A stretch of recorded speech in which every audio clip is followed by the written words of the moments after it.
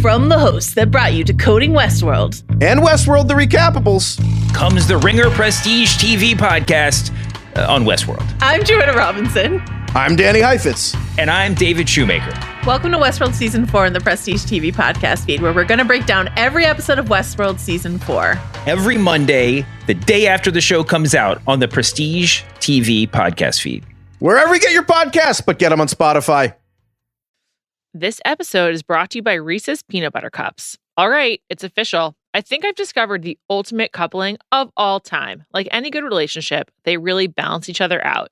One is super sweet, and the other, well, they can be a little nutty sometimes. It is, of course, Reese's Peanut Butter Cups, the perfect combination of peanut butter and chocolate. So perfect, some would call it true love. Find Reese's now at a store near you. This episode is brought to you by eBay Authenticity Guarantee. eBay knows that when it comes to jewelry, authenticity is the real gem. When you see the blue check mark that says Authenticity Guarantee, it means your next piece will be carefully inspired by jewelry experts and will always be worth its weight in gold. Whether you're looking to make a statement or build the perfect everyday look, eBay is making sure you get the real deal. With eBay Authenticity Guarantee, you can trust that jaw-dropping piece will always arrive jaw-droppingly real. Ensure your next purchase is the real deal. Visit ebay.com for terms.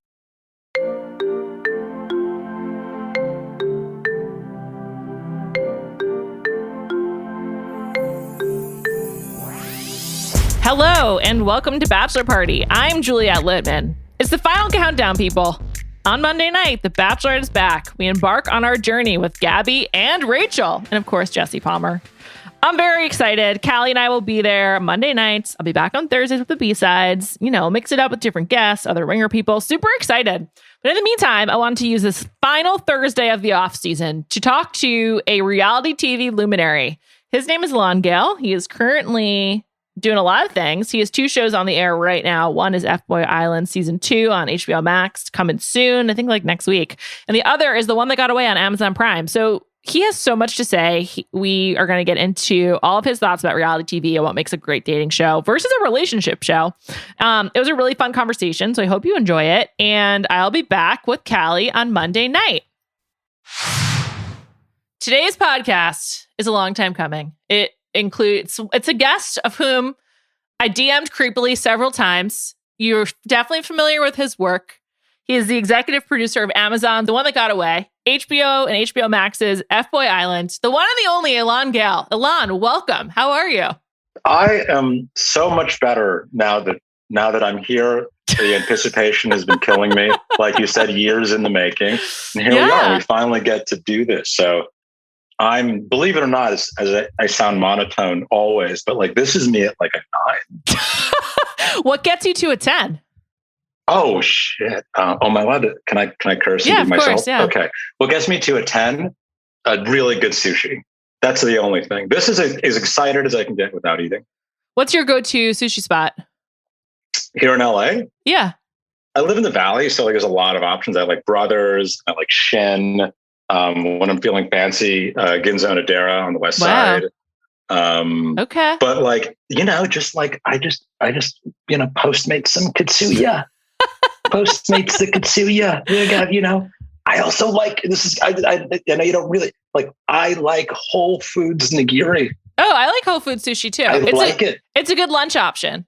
I couldn't agree more. The brown rice. Why do we have to pretend that everything has to be perfect? I do a different podcast called Food News, and I talk about Whole Foods so often you'd think I'm sponsored by Amazon, but I'm not. Can I come on that podcast? Yeah, sure. It's only 30 minutes. That's part of the appeal of it. That I don't know why great. I felt like you had to know that, but anyway, Elan, you're a reality television producer. I have just so many questions. How did you get into this field? Super accidentally. I was working on a horror script, co-writing a horror script 15 some years ago with Coolio, the rapper, and he and I Dangerous Minds is Coolio? That's right. Dangerous Minds is Coolio. Fantastic Voyage. And he somehow got in touch with me. I was working as like an unpaid writer, like an unemployed writer who was trying to make it. And I ended up going over to, we would kind of like start writing every day at his house. And he just had no interest in writing. He loved cooking. And so I would go to his house, I'd drive over, and I would say like, okay, let's sit down with the old laptop. And he'd say, okay, I just have to go cook for like 3.5 hours. And so I'd go and hang out with him in the kitchen. And eventually, like after maybe 3 or 4 months, I was like, why are we making a horror show? Let's make a cooking show. And so and he was like, okay, that sounds cool. And so we got a little investment from a startup. They wanted to do a thing no one heard of called a web series. I was going to say, did this go on YouTube? It sounds like great YouTube content. There was a thing called My Damn Channel back in the day. And they gave us the money. We shot it in my friend's kitchen in Rancho Cucamonga. Oh my God. How workaholics and we made the show. You. It was amazing. Really, and we ended up making this little show. It was really fun. And it was all like very DIY. And then suddenly Oxygen made a show with him called Coolio's Rules that I was not a part of. And then, it kind of bummed me out. But then about a week into filming, someone of the producers, they were like, hey, can you come help us out and like help make the show? Because you and Coolio have worked together, maybe you can help like just kind of like work together and help figure everything out. And I was like, great. It was the first time I was ever going to make any money from anything really ever, And I went and I did it and it was super fun. And then those guys that had hired me basically asked me if I wanted to learn how to make reality TV. And I was like, yeah, I'm broke. That sounds good. Cause like I was not a reality TV person. I had never watched any of it really at all at that point. Not for any reason. It didn't occur to me. And then I just kind of like, you get a job and then someone's like, you want to do this over here? And just kind of snowballed. And it's been 15 years of unrelenting luck. Yeah. We're going to yada the bulk of the 10s for you, all of your time working for The Bachelor and Bachelor Pad and Bachelor in Paradise and all associated spinoffs. What to you really makes a great reality show? Like from everything you've learned from Coolio, from the beaches of Sayulita to Agora Hills, not Malibu, like what really makes a great reality show? Can't shoot in Malibu on Sundays. I think that what makes a really great reality show are characters, human beings who are relatable and surprising. People that you have enough in common with that you can relate to them and understand them and empathize with them, but not so common that they become predictable. Interesting. So I was watching The One That Got Away, which is on Amazon right now, which is basically people reuniting with exactly what it sounds like, people who got away, like maybe like your neighbor from when you were in high school or someone that you should have gone out with and didn't work out with them. Like, how do you cast these shows? Like the casting of how you got of The One Who Got Away, I was like, how the fuck did they do this? Like, how do you identify what type of relationships you think is going to make good TV? And then how do you convince these people to do it? No, first of all, you are astute that it was the most complicated and lengthy and difficult casting process I've ever been a part of. I mean, it's shocking. I can't believe that it happened. Just to say that, I kind of can't believe it. And I'm excited to try to do it again, obviously, if I get the chance. But this has been a lot of plugs for Amazon, both the grocery business and the streaming business so far. So hopefully, the Whole Foods that got away. I think that what you meet these people, and obviously you want to get a sense of their lives and different periods. Many of us have different eras. Vince on The One That Got Away is a great example of like having very distinct different worlds from like, high school and then college and then his work life and trying to find people in all of those places and obviously relying on their friends and family who may have ideas of people that they thought were missed connections and so on and so forth. But yeah, it's a very different experience from any other show from the casting side. And it also led to, I think, really interesting results. When you look at the Arrival's house, there's like a real, in my opinion, they don't feel like a normal television house. They're What do you mean by that? They feel like they're actually discovering the world they're in real time and also creating it for themselves. It feels like they haven't seen this before. Right. There's no rules for them yet. Every person was approached by an outsider. There's no one that was like, I want to be on this show. Let me submit myself. Because they didn't know who the leads were going to be. So everyone is someone who's been reached out to for the first time and really taking a risk. And really, like, there's a weird confidence, self-confidence, and bravery. And it led to just a very different, like, world. There was no infighting. There was no bickering. There was, like, you see like a little bit of like attitude, but like it's always soft. It's always with love between the Arrivals. And I thought that was really interesting. And weirdly, the feedback that I've been getting so far, people, and it makes me happy, is that people love how much these people kind of just support each other. And I think that I think that we've been trained to think that competition always has to be at its most heightened, and that the water has to be boiling at all times and a rolling boil before you can put the pasta in. But I actually think that it's nice to get changes of pace. The One That Got Away is a much more, I think, relaxed and soft show. It's also clearly a comedy. There's a portal that is huge and expensive and crazy looking that serves the same purpose as a door. And it's funny that you bring that up, because I was actually going to ask about tone, but I think a common thread of your work is this idea of comedy. I mean, F-Boy Island has a lot of comedy. It's hosted by a comic.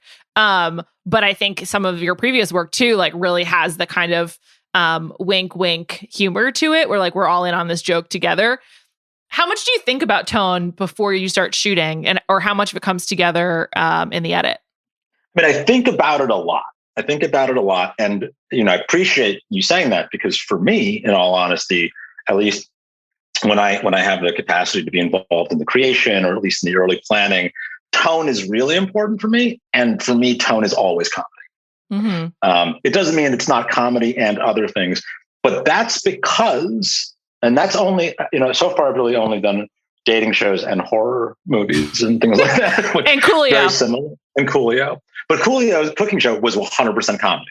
Like, it was just comedy, pure comedy. And I think that what the reason for that is, I actually think dating is funny.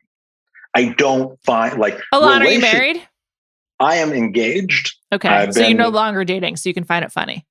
I could, but even when I was dating, the dates that I would come home and talk about were the funny ones, if that makes any sense. There was a sad misery kind of funny, a Noah Baumbach kind of funny, if that makes any sense. Sure, yes, of course. Like, really I like to leaning say into the absurdity of what we're doing, which is fucking nuts. I think you'll like my life slogan, particularly as it relates to dating. I'd rather have horror stories than zero stories. Yeah. And I think that's how that's how people come home from dates, right? Yeah. I think because I used to date before I didn't have to anymore. And I'm very thankful for that. But even when I did, I feel like you go on dates knowing that worst case scenario, hopefully you get a funny story out of it. That's how you almost talk yourself into the impossible act of dating. Because dating is fucking awful. Yeah. It's rejection over and over until it's not. But if you find the humor in it, I think that if you go there with a sense of like, well, let's see what this nonsense is going to be, I think that you end up having a good time, even when the date's not good. Sure. Yeah. I think that's definitely true. I mean, I thought you were going to say, in my mind, worst case scenario of the date is that it ends. So, well, and that's the other thing, is that, like, The One That Got Away, as an example, in F-Boy Island 2, really trying for me to rethink what I think a successful relationship is, if that makes any sense. And really, yeah. Well, what I like about F-Boy Island and some other more recent shows is the stakes are much lower. Like, I like that it's not about, is this forever, but just sort of like, is this something we both want for now? And like, that makes it a lot more believable, honestly. It's like, you can buy into the fun and the humor if you're like, yeah, we're all in this together, just like looking for a good time. No, tell you, I want to do shows. I have shows that I'm working on that are like, do you want to hang out for 3 weeks as the eventual, next step? And honestly, I love that because I think that successful relationships don't have to be long. Sure. I think that relationships can change you and affect you and move you. And I think that having, the one that got away intentionally doesn't have a location, even though I'm sure you recognized it. When we were there in person, we actually referred to it as lacuna at all times,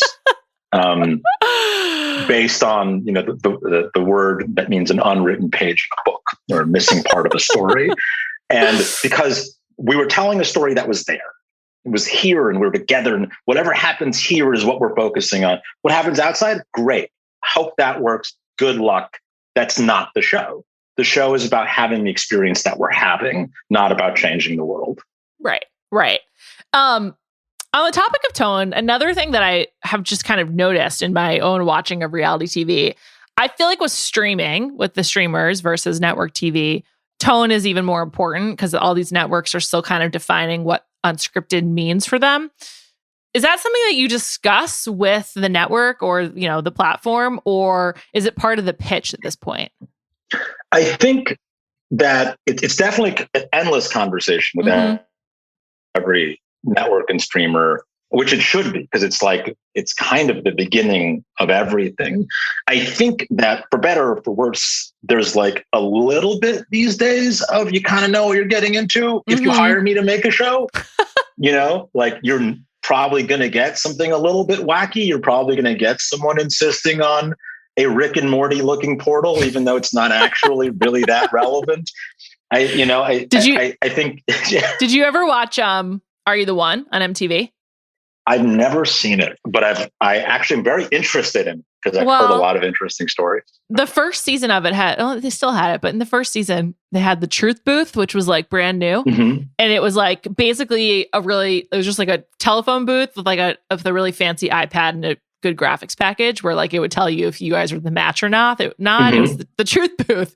And it was very similar where it was like, this is an iPad and you're in a room and you're going to touch it. And then like lots of fancy graphics and laser lights and whatever. And it's a Truth Booth. And it's kind of similar. Like, it just says the thing. Yeah. But it's just sort of like creating this, I feel like with dating shows in particular, creating some kind of like celestial body, like that there's some kind of whether that's like Nikki Glaser as the host or something like just something else, like that there's like someone or something that will like cut to the core of like, is this right or not? And it's really funny that like, it might be a portal or maybe it's a Truth Booth again, or like maybe it's like a person who seems to be imbued with like so much wisdom, but it's really just all TV contrivances, but yet they're essential to making the show. Well, I think you want to define, like for me, what separates F-Boy from other shows is the mansplain, as an example. Like I think it's a use of a old reality trope that exists basically everywhere, the reunion show, and putting it in the middle of the series at the end, but still in the center so that you can really lean in. So like try to find a distinct characteristic, because there's so many dating shows, and frankly, a lot of them are really, really good.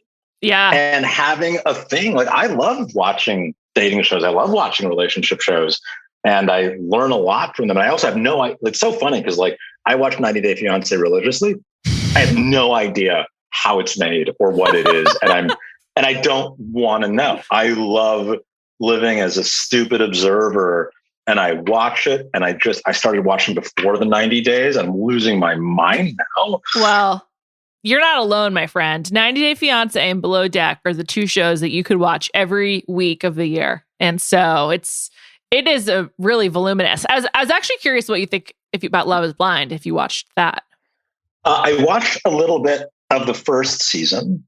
And I I really enjoyed it because I thought it had a really, really clean premise. I thought it was really clean. I thought they took something that a lot of people have thought and just kind of funneled it into this really beautiful format.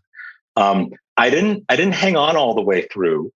And I think it was just because I was so much more interested in the format than I was in the individuals, if that makes any sense. Yeah, it does. I have an easier time watching relationship shows because I have no understanding of how they're made. Whereas dating shows, I think a little bit, I feel like I might be a little behind the curtain. Interesting. You know?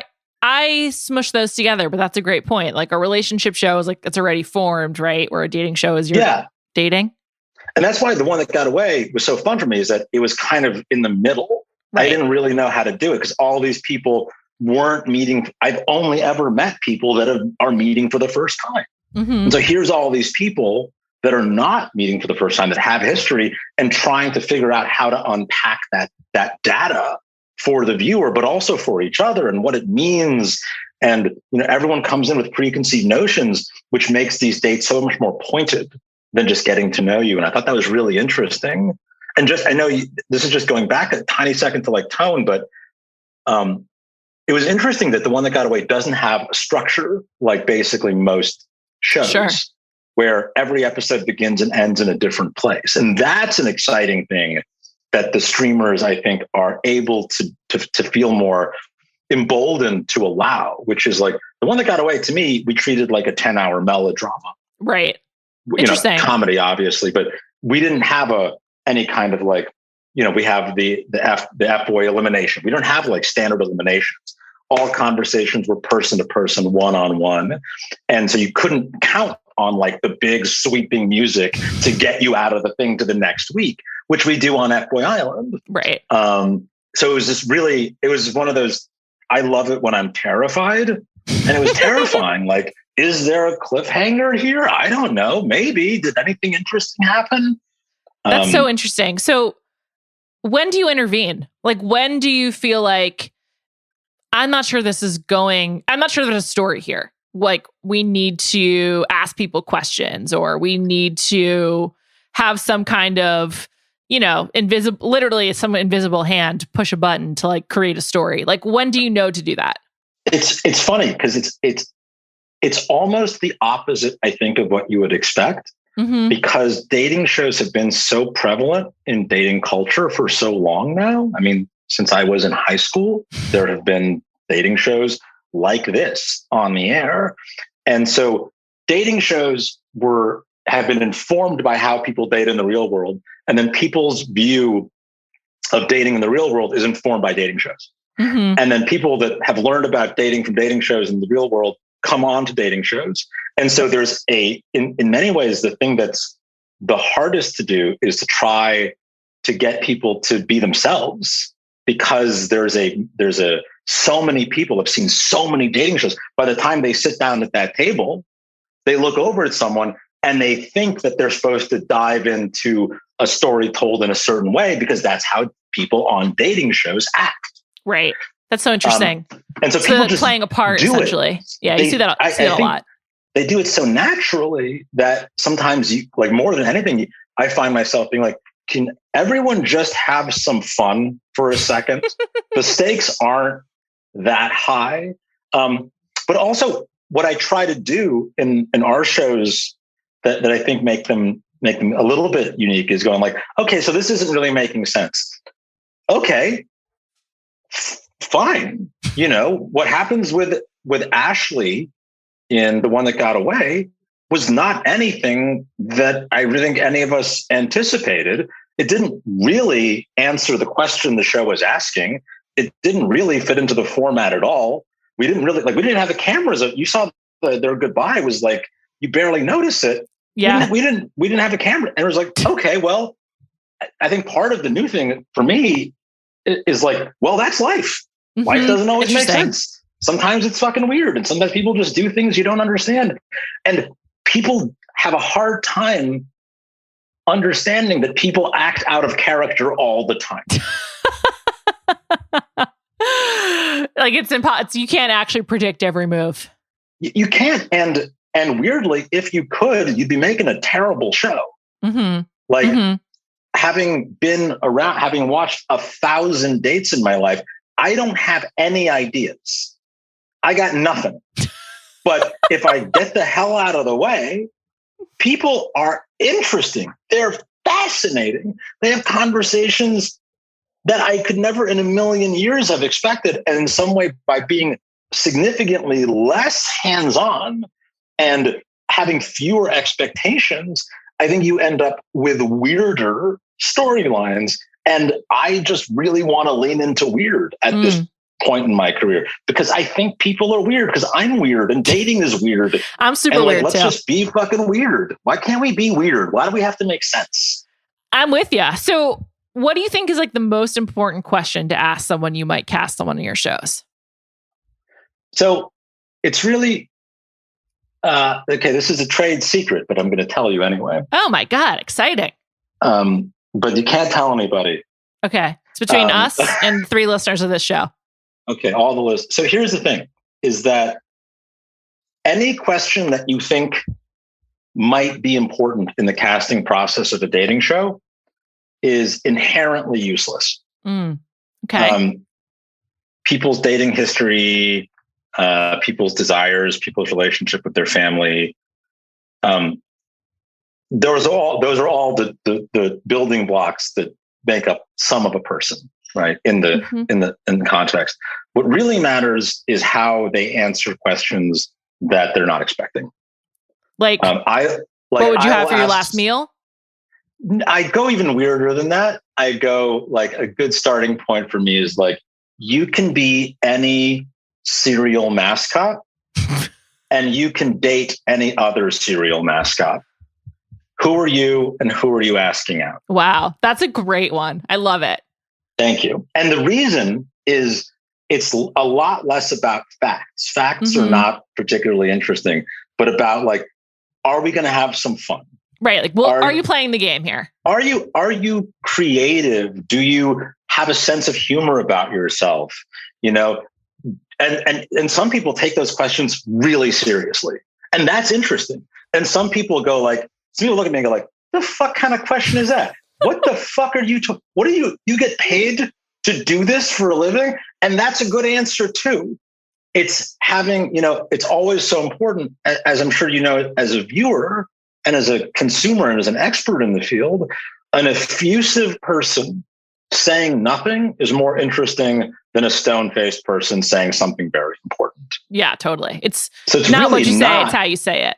It's how you say it. It's, are you engaging and are you enjoying yourself? Because the way you are when you ask a question like that is more important to how you're going to be on a date than if you have a close relationship with your family or if you want kids. Those are irrelevant to me, because you'll have those conversations on your dates. Right. And you'll have those conversations with your mates. Will your conversation also be fun and interesting to watch? And will the other person laugh? That's what I care about. Right. That's so fascinating. I think that comes through very clearly on F-Boy Island. I was watching, this is a very mild spoiler, I was watching the first episode of season 2, and the 3 women asked the men to like do like strut basically for them, like act like they're like models. What's that called? Do a catwalk. Like, yes. And so many of them did the like weird fishing thing as if they were like being rowed in or like reeled in on a fishing line.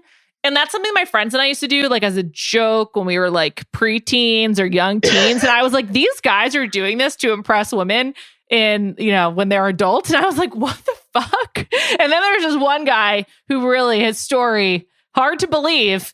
And I was just like, who are these maniacs? But now I know you find them by being like, if you could only do one dance move, what would it be? I guess. Yeah. I mean, they're never, they weren't prepared for that. Here's a funny thing, right? They weren't prepared for that. And you would think that we would go around and be like, okay, guys, it's time to do your dance move. Everyone come up with something different. And instead, we just didn't. And it ended up being funnier that a lot of them did the same moves. Oh my God. I was like, do you all do this? Or do you just like power suggestion? I just had so many questions. It's a lot of laying back and letting the wackiness do its thing. This episode is brought to you by eBay Authenticity Guarantee. eBay knows that when it comes to jewelry, authenticity is the real gem. When you see the blue check mark that says Authenticity Guarantee, it means your next piece will be carefully inspired by jewelry experts and will always be worth its weight in gold.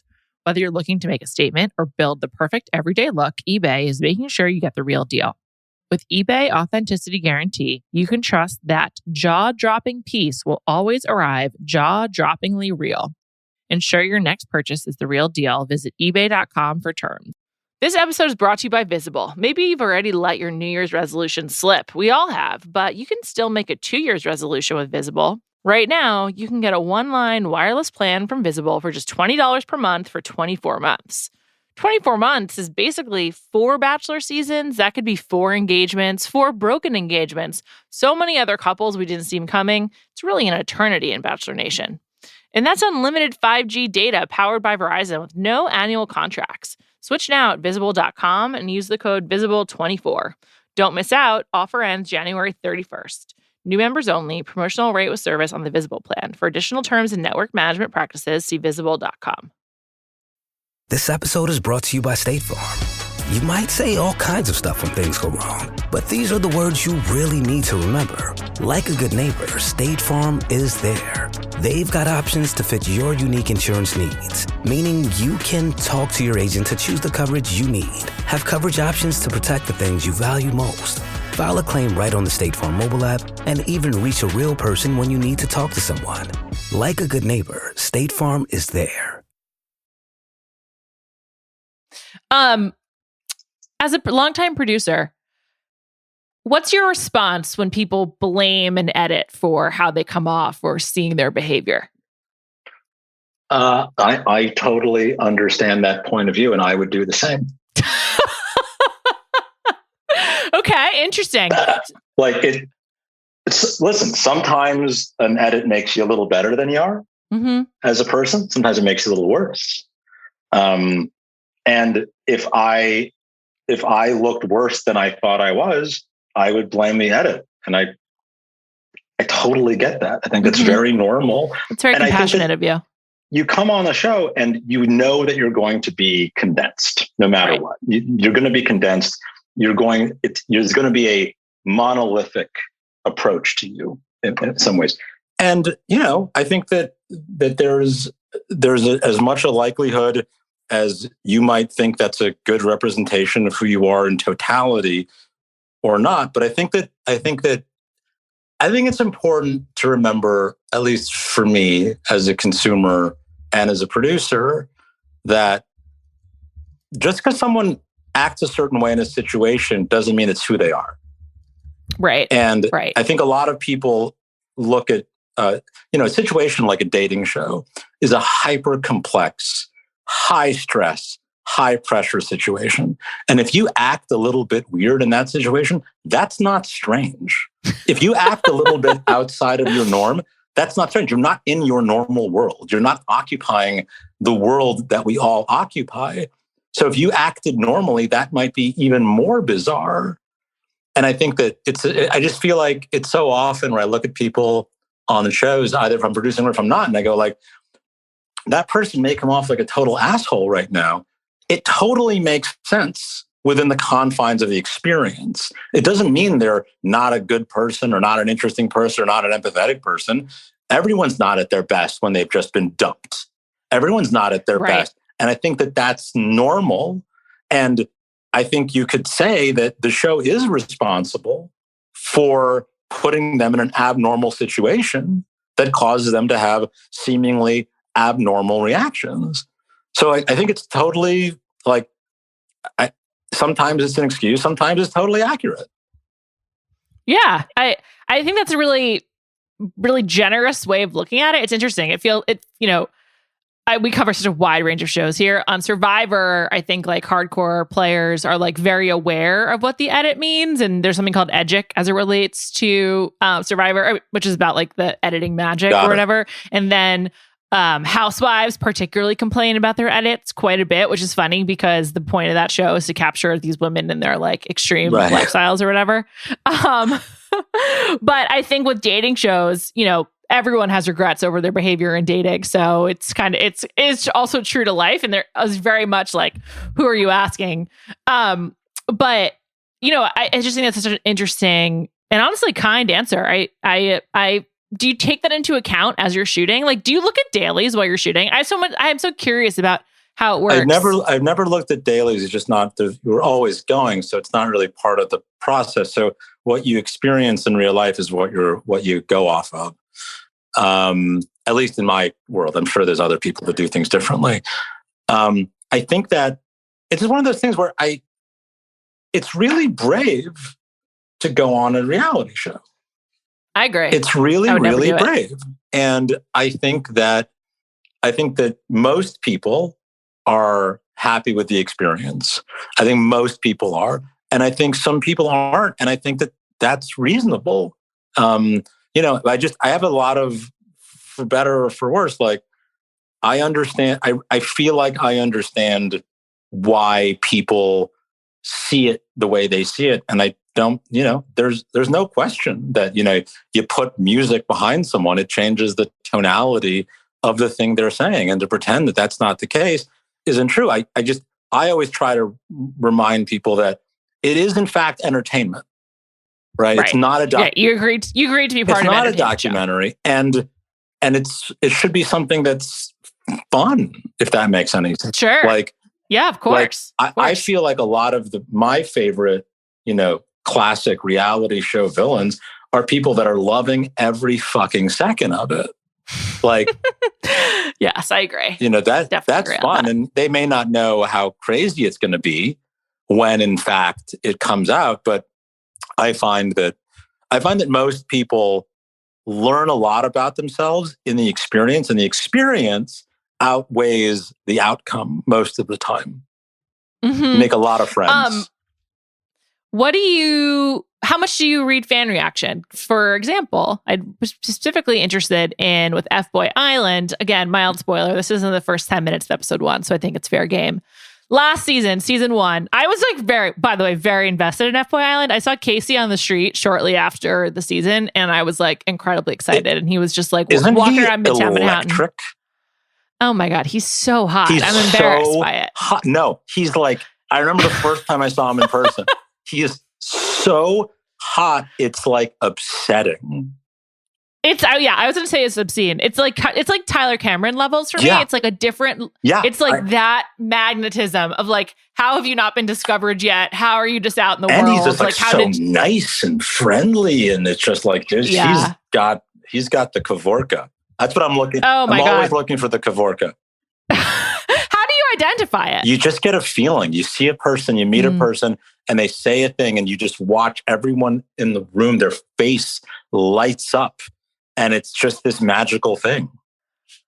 Casey, like Tyler, had the real, like, I speak with so much confidence because I've been dealt a great hand by this world that like everyone just like wants to be around them. It's a real tall white guy thing. I don't know if you find it. I know what you mean. Necessarily other types of people. Although I do think that people who are like physically gifted, like athletes, have just carry themselves differently. It's not the same as the Kavorka you're talking about, but it's like a different kind of presence that is also has a gravitational effect to it. I know there's a weird confidence that I don't have that I'm so attracted to in most people that go, I just want to see how they interact with the world because it's alien to me. So different. Right? Yeah, totally. Like I meet people and I'm like, hi, how are you?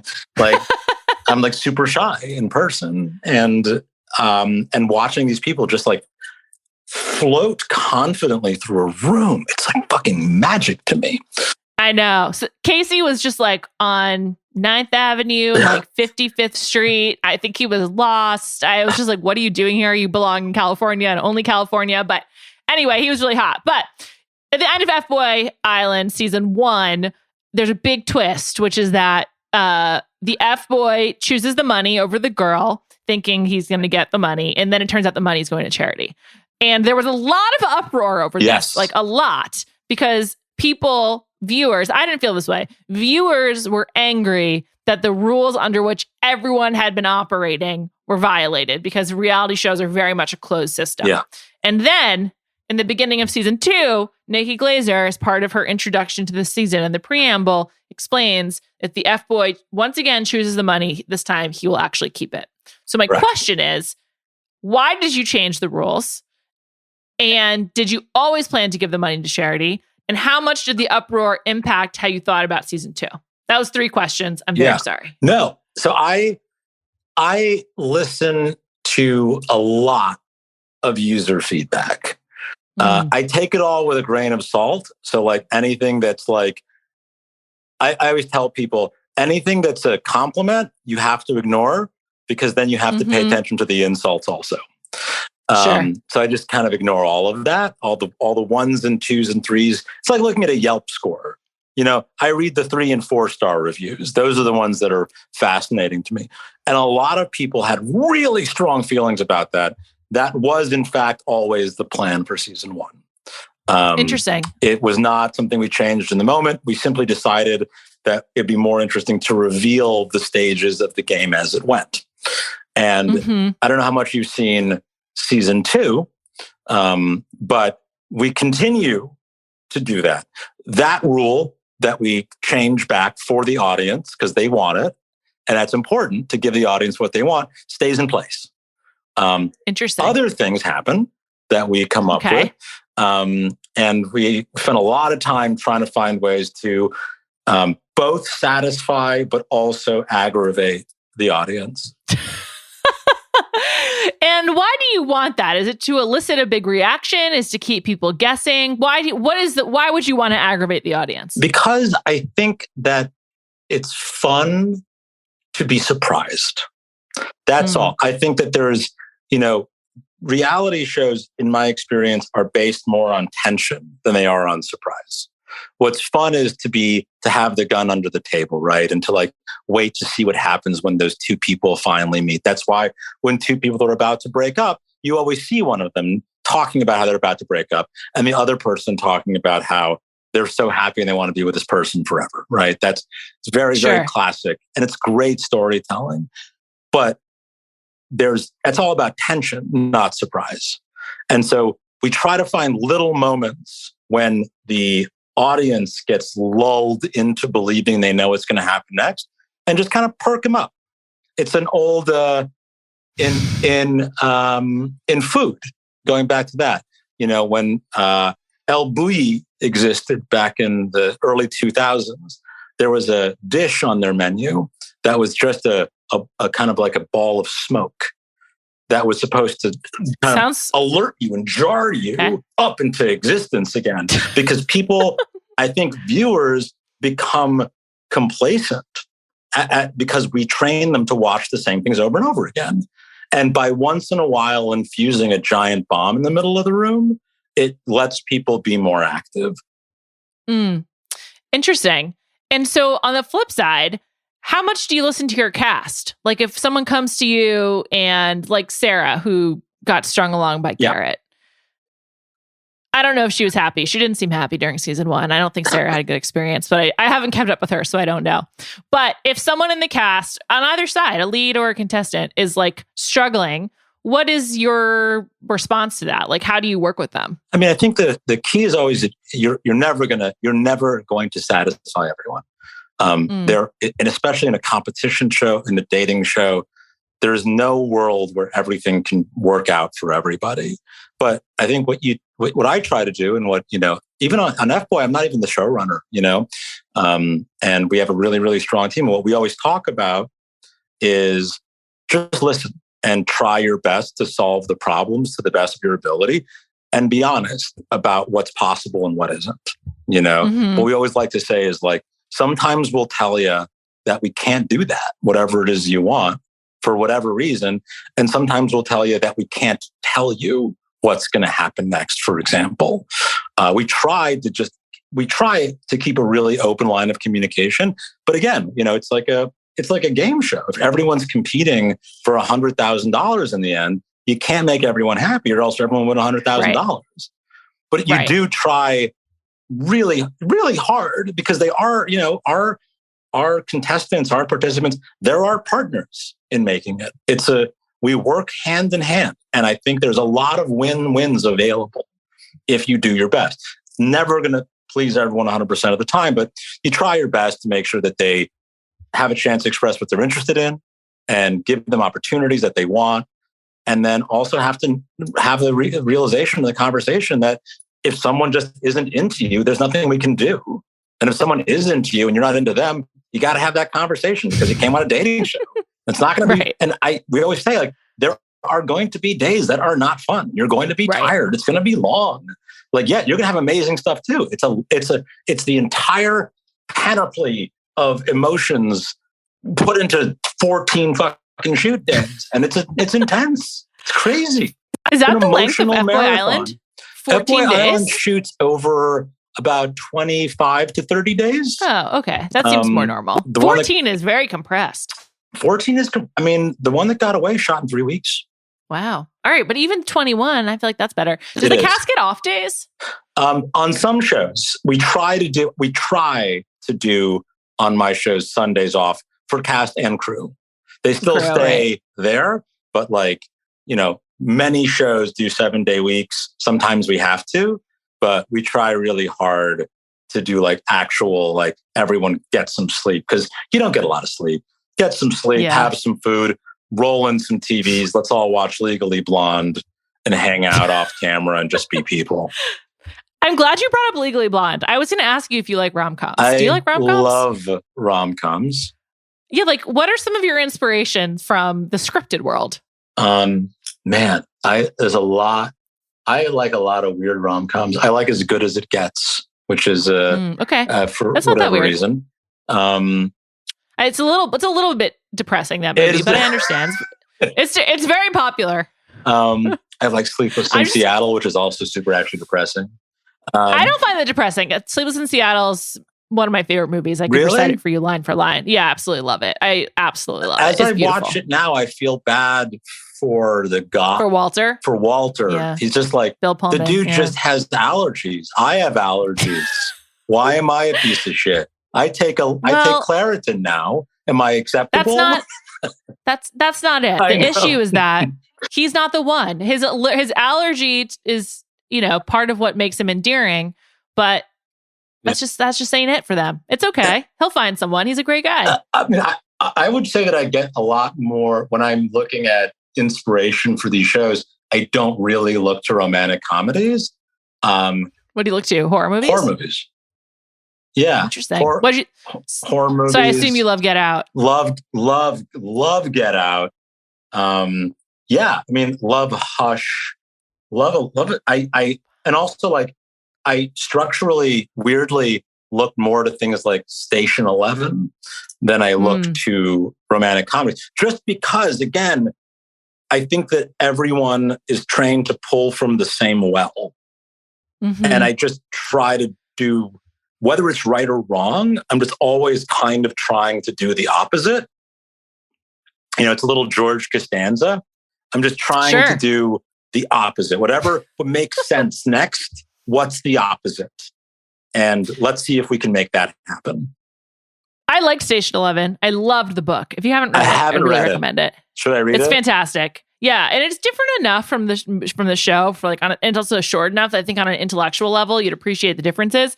But I'm curious, in the TV show Station 11, what are the moments that you remember? Like there are some really sentimental moments and also some really horrifying ones. And I'm curious, like how that show sticks with you, and then I would then assume impacts your work. So a lot of it is structural, the way they play with time. And I think that's something that I've started doing more and more when I try in dating shows. And I have one coming up that I'm not allowed to talk about that has like a full-on, almost Kaiser Soze reveal, playing with flashbacks through the course of an entire season in order to tell the story that's been there the whole time. Which all just happens in real time and you discover later. This sounds great. Yeah, I think it's really exciting. And who knows if it'll work? You know, again, I've never seen anything like it. We're taking chances and trying some shit. Hopefully people enjoy it. But I think that, you know, I think about more than anything with Station 11, the desire to find joy and the human will to persist, right? Like that weird attachment people have to their art, that incredibly strong attachment that people have, because I don't really have a strong survival instinct. Like, me neither. I don't really, I always think I would die quickly in the zombie apocalypse. Instantly. Like, I don't want to I don't want to have kids. I don't think the future is good or interesting. I always say I don't want to be a frontiers person. Like, I don't want to be a survivor. Like, I don't want to recolonize. I don't want to colonize Mars or like repopulate the Earth. I don't have the fortitude for that. No, absolutely. And it's something that's so funny. People always like, oh, you'd be a fun dad because you tell funny stories and you're wacky and you take care. And I like love my dog so much. They go like, you'd be a good dad. And I'm like, I can't talk anyone into thinking this is a good idea. This is a nightmare. I wouldn't go that far for myself, but I will just say, like, I don't want to survive the apocalypse. Like, that seems too hard. I would never have agreed to be a pilgrim. I would never have agreed to just get on a boat and hope to find land on the other side. Absolutely not. I'm afraid to get into an Uber. Well, that's because you live in LA. Uber in LA sucks. It's just the most unpleasant experience. There's no regulation among many other problems. You never know what's going to happen. I had another question for you, but this really threw me off, Elan. What's the show you're the most jealous of? What's like the other reality show you're like, damn, good idea? Oh, shit. I mean, other than 90 Day Fiancé, which is just like so fucking smart. Let me think. That's a great question. Like, what do you really enjoy watching as well? So I am a big cooking show fan. I love my favorite show of all time, any genre. So I'd say the one I'm most jealous of is Joe Schmo. I think Joe Schmo is one of the most interesting, and I don't think it should be remade, and I don't think it should be rebooted. I think it existed in a time period that made sense for it, but I think it's probably the most brilliant hybridized scripted unscripted show that's ever been made, and really fascinating stuff. And as a consumer, I have this incredible love and undying devotion to Iron Chef Japan, the original one. And it's because, and I think about this all the time, and I try to apply some of it to some of our shows, which is it's about honor more than anything else. Like defending your honor. It's like I feel the same when I watch like the World Cup finals. Like there's an otherworldly desire to win that exists outside of the self, and I think that's something that really resonates with me. This strange, like, these people who are just normal people, they're just chefs, right? But they fall into a situation where suddenly they're representing their family. And there's something about the purity of that. There's no cash prize. There's nothing else. They just want to be good at the thing they're at. And I just find that endlessly watchable. Yeah. I get that. I mean, there's also something with food shows. A really good food show is really impressive because you can't taste the food. It's amazing. And so the fact that you can be so engaged in the action and the storytelling without having the payoff of eating any of it is honestly so incredible. I love Top Chef. I think it is even when a bad season is good and a great season is fantastic. I watched the first 10 seasons and I loved every single one of them. I would go to, like, when Elan Hall would open the Gorbals in downtown LA, I would go to it. Like, I'm all about that. I just stopped watching linear TV. Interesting. I just don't watch. I never watch TV ever. I watch streaming, but I wouldn't even know like where to find it. I feel like I sound like an old guy right now. Did you watch Stranger Things? No. I watched the first season. There's some dust in this more recent season, so you should watch it. It's like the dish you described. I watched the first season and I really enjoyed it. I don't know. I think sometimes I'm allergic to things that are overly popular. I feel like there isn't room. I like to have an opinion, and sometimes I feel like there isn't room for opinions, and so I'd rather not have one. I totally get that. My response is to watch things on a totally different timeline, like or read things on a totally different. Like, for example, I love to read. And I really liked the first 2 Sally Rooney books. And then she got really popular. And then she had a 3rd book come out. And I was like, I'm going to wait 9 months to read this when no one else wants to talk about it. And so it's like, carving out your own space. So maybe you should wait 6 months and then catch up on Stranger Things. I would do that. I would do that.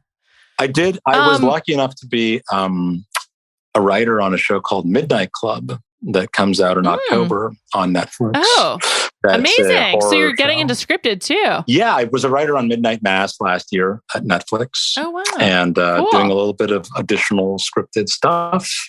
Amazing. Yeah, very different part of the brain, really. Is that why you are not show running F-Boy Island? I think I'm just trying generally speaking to not show run as many shows because I'm a little tired of my own thoughts. And I think that, I've been doing this for a really long time, and having other people take over is exciting, and having them put their own spin on it. I think that there's like a little bit of I'm still relatively young, I think, but I think that there's something about planning your own obsolescence that is important. And and knowing when, by the time I'm really, really involved in F-Boy, if F-Boy gets to a season 6, I hope I'm not. I hope that other people are coming up with better things that I wouldn't have thought of, which happens all the time now. Sam Dean and Bill Dixon, who are the co-showrunners of season 2, came up with tons of shit I never would have even considered that was better than anything I would have come up with. And that's awesome. The greatest part of the creative process. It's for me being surprised the way I want the audience to be surprised. I don't think I realized Bill Dixon had moved over to F-Boy. That's cool. Yeah, he's been with me on all of my shows since Pooch Perfect at the top of 2021. We've known each other for about 10 years. We're old friends. Oh, that's very cool. He's a successful stand-up when I met him. And incredibly funny guy, and brought his talents over to the unscripted world. That's very cool. Elan, this has been such an incredible delight to talk to you. Thank you so much. I'm going to find the DM that I sent you a long time ago, and I'm going to post it to embarrass myself. I could do this. You're incredibly fun to talk to. I could do this for a million years. That's so nice. I really appreciate that. I really mean it. I generally really dread talking about myself, and you've made it into a really nice human conversation. So thanks. That's so nice of you. I really mean it. I really enjoyed it too. Well, I hope you come back. I'll do this anytime you want. And I want to talk about food with you. Let me come on your food show. I would love to. I have some food relationship ideas to throw your way. So hey, watch out. I'm very lucky to have 2 full-time people that work with me in development. So if you want to make a show, we have a process. Anyone that hop in the pool. All right, Elan, I might be emailing you. Thank you so much to Devon Manze for producing this episode. And we will be back next week.